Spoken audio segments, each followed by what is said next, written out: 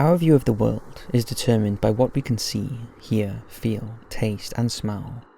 But excluding the use of technology, we are oblivious to everything beyond what these senses are able to tell us, in the here and now.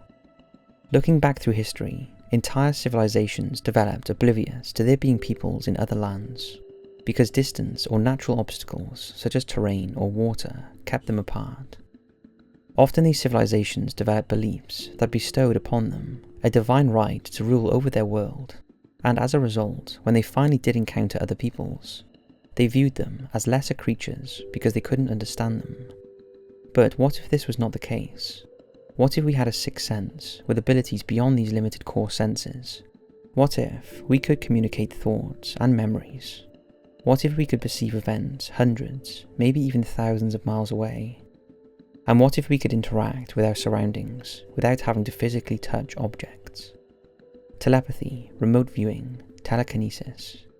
These three concepts fall under the auspices of extrasensory perception, more commonly abbreviated to ESP.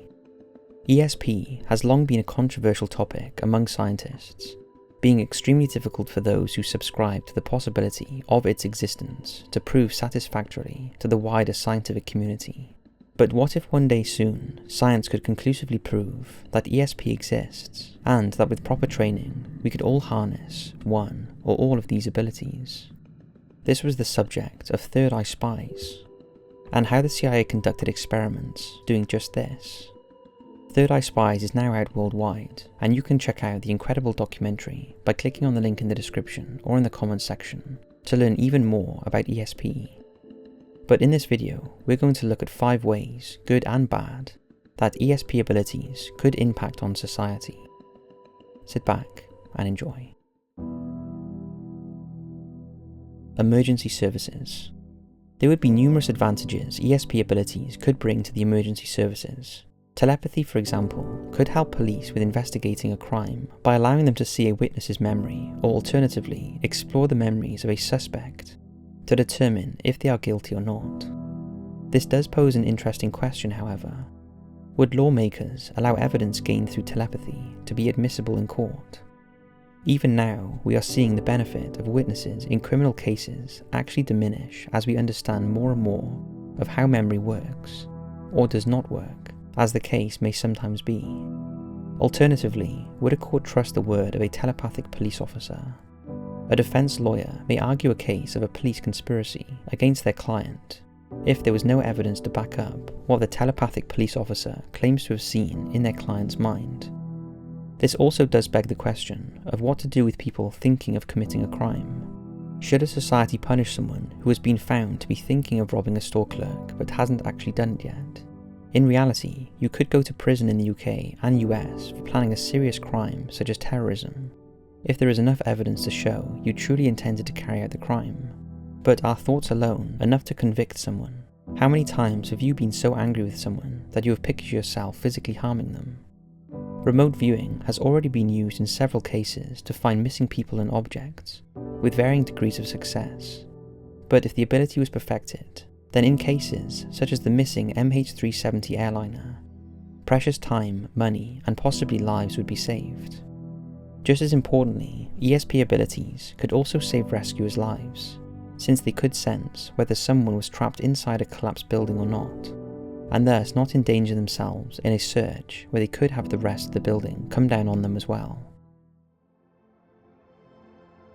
Recreation. Something often overlooked about a world where ESP is a proven trait is its recreational potential. If telepathy could transmit experiences from one person to another, then it could open up an entirely new entertainment industry, where you could effectively buy an experience from someone. Want to fly a Mach 2 fighter jet, or know what it's like to live on the International Space Station? No problem. Just arrange a meeting with someone who has the memories already, and who can transmit them to you. The problem, of course, is that people would be much less likely to want to go out and do activities themselves, which would impact the tourist and holiday industries. It would also curtail personal development, since we would be less inclined to push ourselves into doing things we wouldn't normally do, since we can just access the memory from someone else. The ability to experience other people's lives like this does pose some moral questions. For example, would it be considered adultery for a married person to experience sexual relations telepathically? But what if someone wants to experience killing someone? Should they be allowed to experience that by accessing the memories of a soldier back from a tour of duty, or even a convicted murderer? The worry, of course, is that it might encourage people to murder and then sell the memories, almost as a kind of narcotic. Redefining of disability. According to the United States Census Bureau, 1 in 5 Americans have some kind of physical hindrance, while 1 in 10 have a severe physical disability. It should be mentioned that in the last 20 years, there have been great strides technologically, and perhaps more importantly culturally and legally, across the world to improve the lives of disabled people, but many still struggle to lead ordinary lives. With ESP, however, physical disabilities may not prove such a hindrance. A blind person, for example, could use a combination of remote viewing and telekinesis to compensate for their lack of eyesight by either seeing what is ahead of them with their mind's eye, or even feeling what is in front of them using telekinesis to locate solid objects in their path. Telepathy could also allow a blind and deaf person to experience sights and sounds, possibly for the first time in their lives, by experiencing it through another person, while people who have suffered serious strokes and are trapped inside their own bodies could still communicate with the outside world. There is another side to this coin, however. If ESP was a skill that could be learned like any other, would we then consider people who for whatever reason couldn't achieve that skill to be disabled? After all, we consider anyone who doesn't have all 5 traditional senses to have a disability. How would this affect them in a world where ESP is taken for granted? The geopolitical impact. So far we have looked at the possible impact on a mostly personal and small-scale level, but what of a global impact? Well, for one thing, the submarine-based nuclear deterrent would be rendered ineffective overnight, since they rely on being hidden from sight to prevent them from being attacked. ESP could locate them and allow the military of an opponent have warships ready to destroy them before they could fire their missiles. In fact, no country could ever launch a Pearl Harbor-style surprise attack again, since the thoughts of those carrying out the attack could be intercepted beforehand and appropriate measures taken to counter them. Just like the armed forces value physical ability and intelligence in its soldiers today, ESP could become just as valued a trait in soldiers. It could be that a soldier's combat training could also include using ESP to detect and kill enemy soldiers. The most powerful psychic soldiers could end up becoming the most potent weapons in a nation's arsenal, even displacing nuclear weapons, since a psychic warrior could destroy an enemy and yet leave their resources and riches intact for plundering after the war. It is of course wholly possible that ESP would actually bring nations closer together. The sharing of knowledge, experiences, and even emotions through telepathy would mean we would no longer have as much of a them and us attitude. We would start to view the people of the world as one, and as such would start to address problems from the perspective of the whole, rather than on our own side, which can often be blinded by prejudice.